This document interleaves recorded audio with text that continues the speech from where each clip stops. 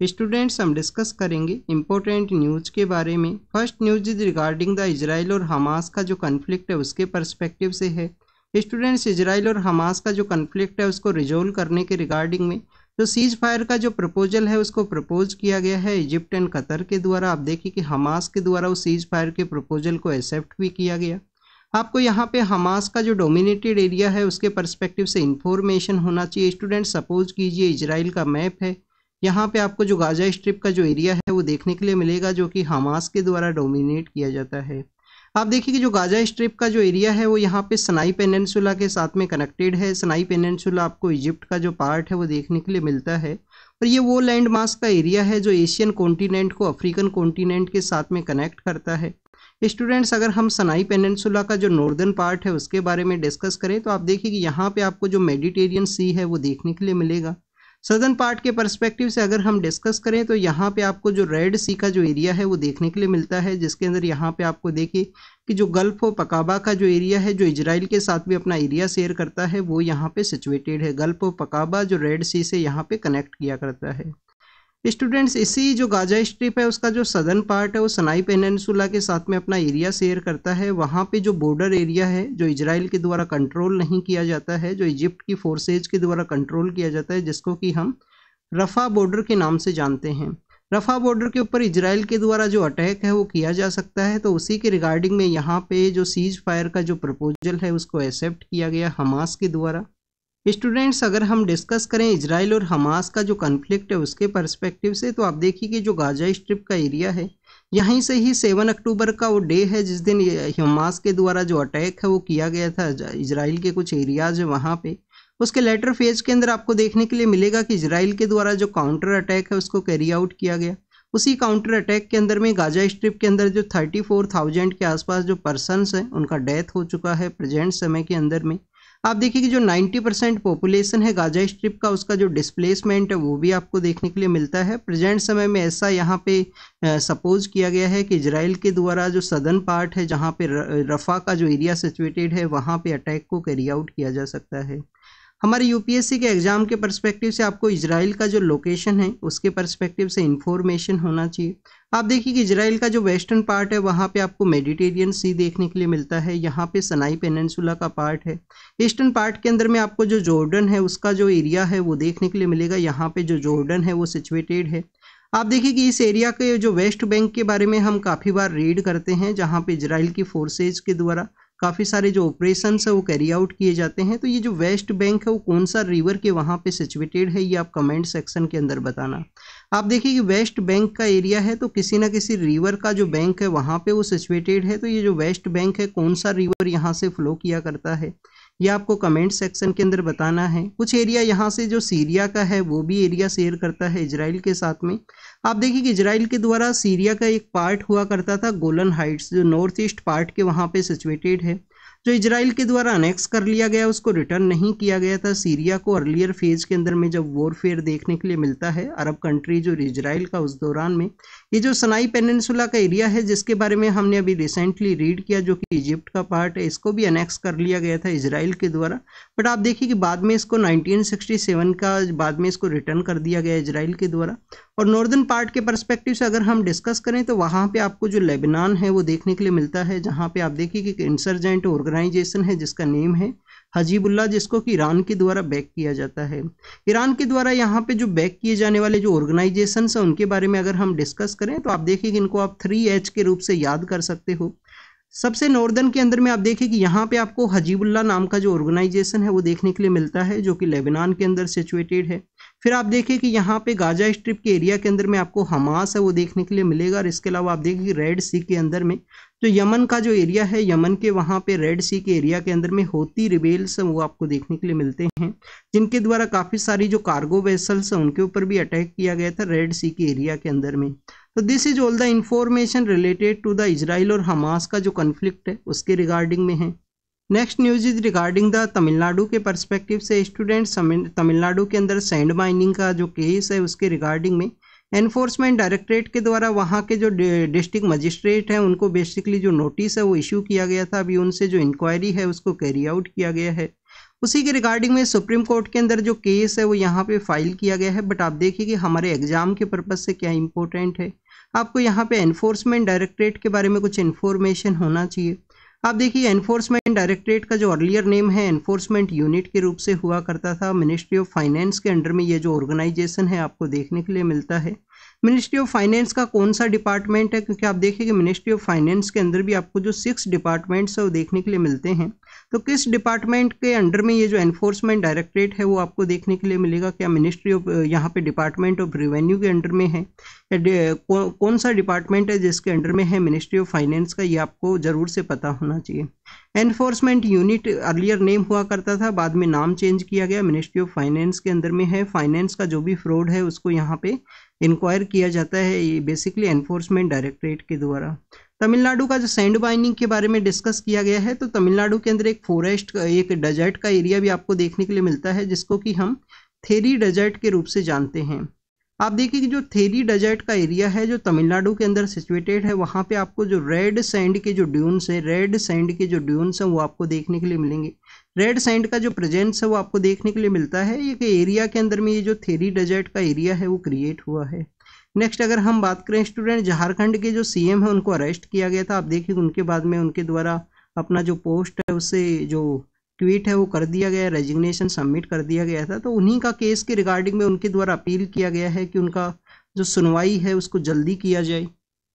तो basically political development के regarding में है, हमारे एग्जाम के पर्पज से नहीं इम्पोर्टेंट है। नेक्स्ट आप देखिए कि यहीं पे भी पॉलिटिकल डेवलपमेंट के रिगार्डिंग में कुछ देखने के लिए मिला।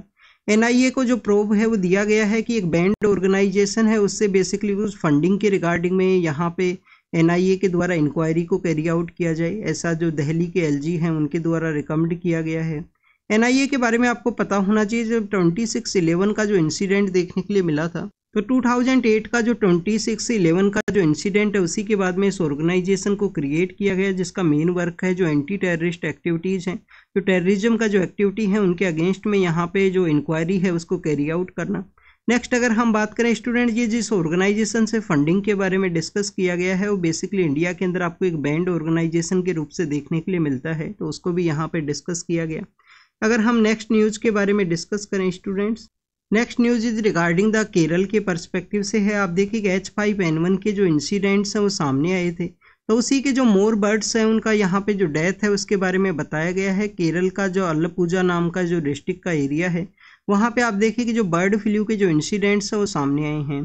कुछ दिन पहले हमने न्यूज़पेपर के अंदर ही द हिंदू का जो न्यूज़पेपर है उसी के अंदर रीड किया था स्टूडेंट्स कि वहाँ पे जो डक फार्मिंग है, जो डक फार्मिंग को कैरी आउट किया जाता है वहाँ के जो फार्मर्स के द्वारा, तो आप देखिए कि डक फार्मिंग के ऊपर भी जो इम्पैक्ट है वो देखने के लिए मिला है। यहाँ पे जो बर्ड फ्लू है, जो बर्ड्स का जो डेथ है वो देखने के लिए मिला है। अल्लापूजा का एरिया है, कुट्टानाड का एरिया है, उसी के अंदर में स्टूडेंट्स केरल का ये जो एरिया है यहाँ पे काफ़ी बार लास्ट 10 ईयर के अंदर में 6 टाइम्स आपको बर्ड फ्लू के जो केसेज हैं उनके जो नंबर ऑफ केसेज हैं वो हायर देखने के लिए मिलते हैं, तो उसके बारे में भी डिस्कस किया था। ये शायद संडे का जो द हिंदू का न्यूज़पेपर है उसके अंदर हमने इसके बारे में रीड किया था।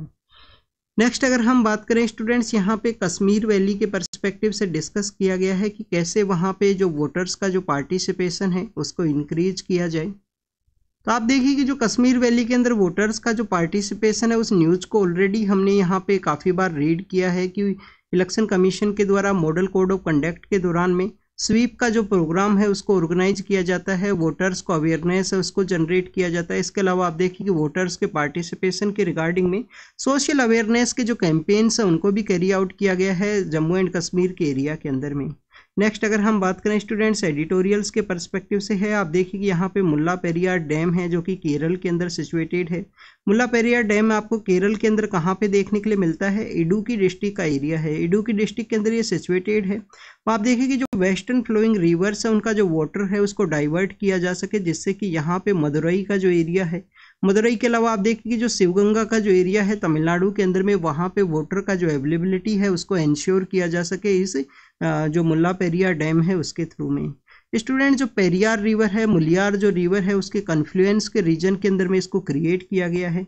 जो डैम है वो सिचुएटेड है केरल के अंदर में, केरल का जो इडुक्की डिस्ट्रिक्ट का एरिया है वहाँ पे ये सिचुएटेड है। बट आप देखिए कि वाटर का जो अवेलेबिलिटी है वो आपको तमिलनाडु के पर्सपेक्टिव से देखने के लिए मिलता है। यहाँ पे डैम सेफ्टी के रिगार्डिंग में डिस्कस किया गया है 2021 के दौरान में। आपको एक डैम सेफ्टी का जो एक्ट है वो भी देखने के लिए मिलता है इंडिया के अंदर में, कि डैम सेफ्टी को इंश्योर करना चाहिए, उसका कोई इम्पैक्ट ना देखने के लिए मिले। तो उन सभी जो पॉइंट्स हैं उसको यहाँ पे डिस्कस किया गया। नेक्स्ट स्टूडेंट्स आप देखें कि केरल के अंदर में आपको 2018 के समय एक फ्लड का जो सिचुएशन देखने के लिए मिलता है, वो भी आप देखिए कि डैम के अंदर जो वाटर मैनेजमेंट है उसी के रिगार्डिंग में आपको जो बेसिकली जो फ्लड का जो सिचुएशन है वो क्रिएट हुआ था 2018 के समय में केरल के वहाँ पे उस दौरान में।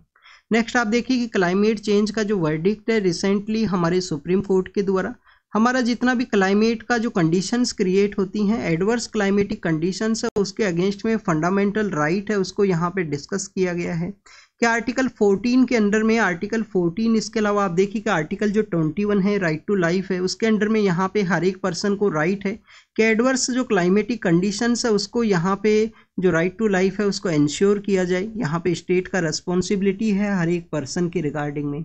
तो स्टूडेंट्स अगर हम इस जजमेंट के रिगार्डिंग में डिस्कस करें तो आप देखिए कि जो ग्रेट इंडियन बस्टर्ड है उसका रिगार्डिंग में केस के अंदर सुप्रीम कोर्ट के द्वारा इसको ऑब्जर्व किया गया। अभी जो ग्रेट इंडियन बस्टर्ड है वो क्यों न्यूज़ के अंदर है? फर्स्ट तो आपको यहाँ पे इन्फॉर्मेशन होना चाहिए कि राजस्थान का स्टेट बर्ड है। काफ़ी बार ऐसा क्वेश्चन पूछ लिया जाता है। जैसे आप देखिए कि यहाँ पे हमने तमिलनाडु के बारे में रीड किया।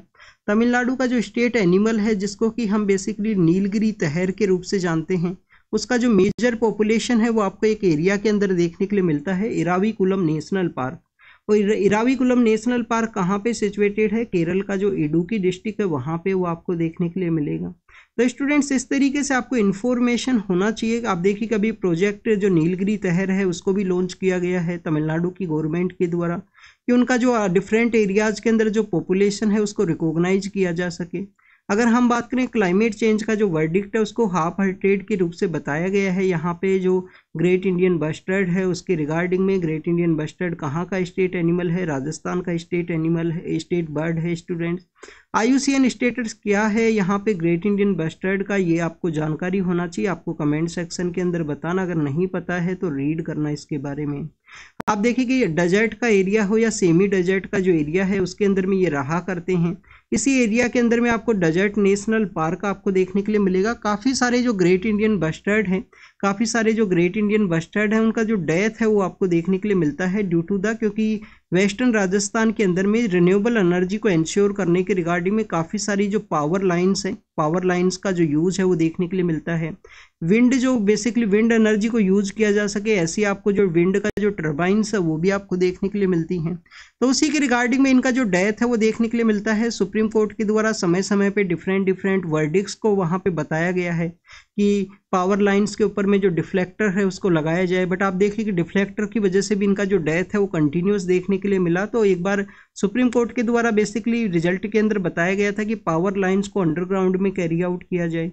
तो स्टूडेंट्स उसी के रिगार्डिंग में यहाँ पे क्लाइमेट चेंज के काफ़ी सारे जो इनिशिएटिव्स हैं, जैसे कि सोलार का प्रोजेक्ट्स हैं, उसके रिगार्डिंग में उसके क्या इम्पैक्ट हुए, उन सभी के बारे में यहाँ पे डिस्कस किया गया है।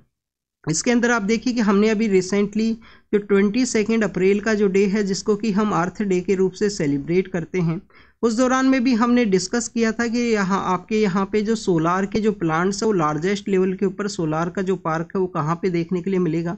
वेस्टर्न राजस्थान के अंदर में आपको एक पार्क का एरिया देखने के लिए मिलता है जिसको कि हम भाडला के रूप से जानते हैं। भाडला एक सोलार पावर प्लांट है, काफ़ी लार्जेस्ट आपको सोलार का जो पार्क है वो देखने के लिए मिलेगा। पावागढ़ नाम की एक जगह है कर्नाटका के अंदर में आप देखिए कि कौन सी जगह है? पावागढ़ के वहाँ पे भी सिचुएटेड है। तो स्टूडेंट्स बेसिकली ये जो हमारे सोलार के रिन्यूएबल के जो पावर प्रोजेक्ट्स है वहाँ पे जो लोकल इकोसिस्टम है उसको ये इम्पैक्ट करते हैं। जैसे कि आप देखिए कि कच्छ का जो रीजन है वहाँ पे मालधारी ट्राइब के द्वारा काफ़ी सारे आपको जो रिजर्व फॉरेस्ट है उसके रिगार्डिंग में जो कंजर्वेशन का जो एक्टिविटी है वो देखने के लिए मिलता है। बन्नी ग्रासलैंड के बारे में आपको पता ही होगा, जो कच्छ के एरिया के अंदर में मालधारी ट्राइब के द्वारा कैसे लैंड का रिस्टोरेशन के रिगार्डिंग में उसको यूज किया जाता है। तो पावागढ़ के अंदर भी सेम इंसिडेंट सामने आया है। जो यहाँ पे भाडला नाम की जो जगह है वेस्टर्न राजस्थान के अंदर में, वहाँ पे आप देखिए ओरांस नाम का जो लोकल यहाँ पे जो ग्रोव्स हैं वो हुआ करते हैं। उनका भी जो इम्पैक्ट है वो देखने के लिए मिला है। तो आप देखिए कि लोकल जो इंडिजीनियस जो एक्टिविटीज़ हैं उसके ऊपर इम्पैक्ट है वो देखने के लिए मिला है। ये जो रिन्यूएबल एनर्जी के जो प्रोजेक्ट्स हैं उसके इम्पैक्ट के बारे में यहाँ पे डिस्कस किया गया। ऑनलाइन गेमिंग सेक्टर के बारे में है। आप देखिए कि इंडिया के अंदर जो गेमिंग सेक्टर है आने वाले दिनों के अंदर में 300 मिलियन के आसपास डॉलर का इसका जो स्ट्रेंथ है वो देखने के लिए मिलेगा। प्रेजेंट समय में इसके अंदर जो ग्रोथ है वो भी काफ़ी ज़्यादा देखने के लिए मिला है। और आप देखिए कि गेमिंग सेक्टर के बारे में जब भी डिस्कस किया जाता है तो काफ़ी सारा यहाँ पे जो टेक्नोलॉजी का डेवलपमेंट हुआ है, वर्चुअल रियलिटी है, ऑगमेंटेड रियलिटी है, और भी काफ़ी सारे जो एरियाज़ हैं उसका भी यहाँ पे जो डेवलपमेंट है वो देखने के लिए मिला है। तो ऑनलाइन गेमिंग सेक्टर को यहाँ पे एक नए लॉ की ज़रूरत है जिससे कि इसको बेटर वे में रेगुलेट किया जा सके। वैसे भी आपको यहाँ पे आप देखें कि जो गेमिंग का जो सेक्टर है उसको डिवाइड किया गया है कि गेमिंग का जो सेक्टर है वो यहाँ पे स्किल का जो सेक्टर है या जो चांस के थ्रू में यहाँ पे बेसिकली जो गेमिंग है वो देखने के लिए मिला है। तो ऐसा भी जो कैटेगराइजेशन का जो प्रोसेस है वो आपको इंडियन लॉज के अंदर में आपको देखने के लिए मिलेगा। तो यहाँ पे जो मेजरली जो डिस्कस यही किया गया है कि ऑनलाइन जो गेमिंग का जो सेक्टर है 1.1% के आसपास जो उसका इंक्रीज है वो देखने के लिए मिलता है। वर्ल्ड का जो टोटल गेमिंग का जो स्ट्रेंथ है उसका जो 1.1% के आसपास इंडिया का जो स्ट्रेंथ है वो आपको देखने के लिए मिलेगा ऑनलाइन गेमिंग के अंदर में। और आने वाले समय में ये इंक्रीज होगा तो इसको बेटर वे में रेगुलेट करने के लिए जो हमारा ministry of information and broadcasting है, जो हमारा ministry of electronic and information technology है, मिट्टी का जो मिनिस्ट्री है, ministry of information and broadcasting है, उनके द्वारा एक कोलैबोरेटिव वे के अंदर में नया जो रेगुलेशन है उसको कैरी आउट करना चाहिए। नेक्स्ट अगर हम बात करें स्टूडेंट्स, यहाँ पे डिस्कस किया गया है reporters without border. Reporters without border के द्वारा एक बेसिकली इंडेक्स है वो निकाला जाता है जिसको कि प्रेस फ्रीडम इंडेक्स के रूप से जानते हैं। स्टूडेंट्स लिटिल बिट यहाँ पे इम्प्रूवमेंट देखने के लिए मिला है इंडिया का रैंकिंग के अंदर में। अगर हम इंडिया के रैंकिंग के पर्सपेक्टिव से डिस्कस करें 159 जो रैंकिंग है वो देखने के लिए मिला है आउट ऑफ 180 कंट्रीज की। आप देखिए वो रैंकिंग के बारे में डिस्कस किया गया क्या ऐसे रीजन्स है जिसकी वजह से इंडिया का जो रैंकिंग है वो डिक्लाइन हुआ है प्रेस फ्रीडम इंडेक्स के अंदर में। किसके द्वारा निकाला जाता है? रिपोर्टर्स विदाउट बॉर्डर के द्वारा इसको निकाला जाता है।